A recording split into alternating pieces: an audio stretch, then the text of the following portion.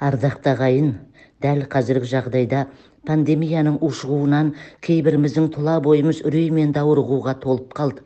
Кейбіріміз керісінше не нәрседен болса да қорықпайтындығымызды, батырлығымызды дәлелдемекші боп, далаңдап, дандайсудамыз. Бұл екі күй де дұрыс емес. Екеуі де қауіпті. Үрейлену деген қараптан-қарап ауру дертті өзіңе жапсырып, жамандықты қасыңа шақыру.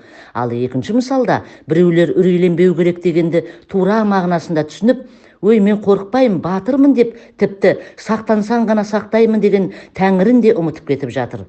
Олай қорықпау мен бұлай үрейленудің мағынасында антонимдік қарама-қарсылық ұғым тұрғанымен негізгі мәндік сипатында еш айырма жоқ.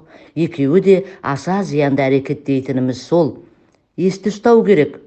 Неден қатты қорқып қашсаң, керісінше дәл соған тап боласың. Жайшылықта Құдайдан қорықпағаннан қорық дейтін жұртпыз. Алайда осындай дағдарысты қиын шақтарда жасаған Йеден қорықпау керек. Қайта сол Алла тағалаға сыйынып, арқа сүйеп, сенім артуымыз керек. Сонда әлсіреген иманымыз нығаяды, үрейлі иммунитетіміз күшейеді. Сонда Алла бәрімізге жар болады. Тағы бір ескеретін мәселе, жаман хабар, тосын пәле-пәтірді естіп қалғанда да қатты ішек тарта таң қалмау керек. Әйтпесе, мен оларды таң қалдырдым деп айызы қанған ол албасты жаманат неме, әлгі таң қалған адамдарды қайта-қайта таң қалдырғысы келіп, соларға үйір болады да тұрады. Бір айналдырғанды шыр айналдыру деген тіркес осындайдан шыққан.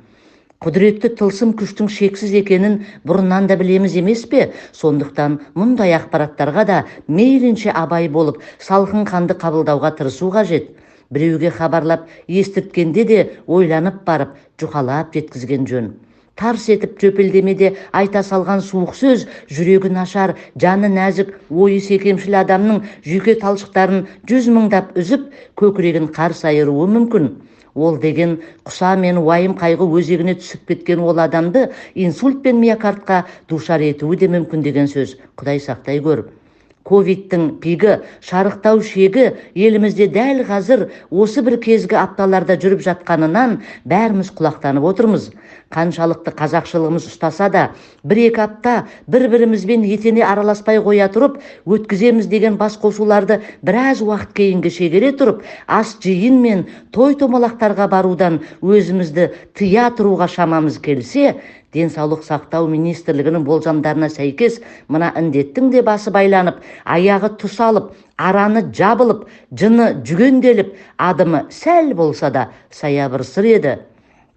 Бізге жетпей тұрғаны осы бір сабырлылық. Сондықтан сақтық шараның еш артықшылығы жоқ. Ол шаралардың бірі және бірегейі-вакцинациялану. Менің өз басым көпке дейін екпе туралы сөзбен дақпыртқа еріп күмәнмен қарамасам да, қайырын бергей деп артын күттім. Ұзамай жүрегіме сенім ұялады. Жүрегімді тыңдадым да екпе салдырттым. Ешкім талап етпесе де бұл қадамға өзім тәуекел еттім. Өз еркіміз өзімізде екен деп екпе алмаудың уақытын ұзатып соза бергеннен түк шықпайды.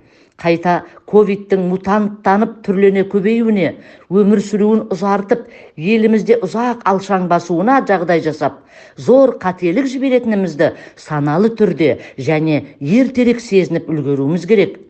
Аты жаман індеттің алдын алуға ел болып атсалысып, жұрт болып жұмылсақ құба-құп. Қымбатты достарым менің, ендеше кәнекей, жақындарымызға жанашырлық танытып, бір-біріміздің тілеуімізді тілейік. Аузубиллахи-минаш-шайтани-раджим, бисмиллахи-рахмани-рахим. Алланың атымен және оның есімдерімен болғанымызда көктер мен жердегі ешбір нәрсе бізге зиян тигізе алмайды. Өйткені ол толық естуші, аса білуші.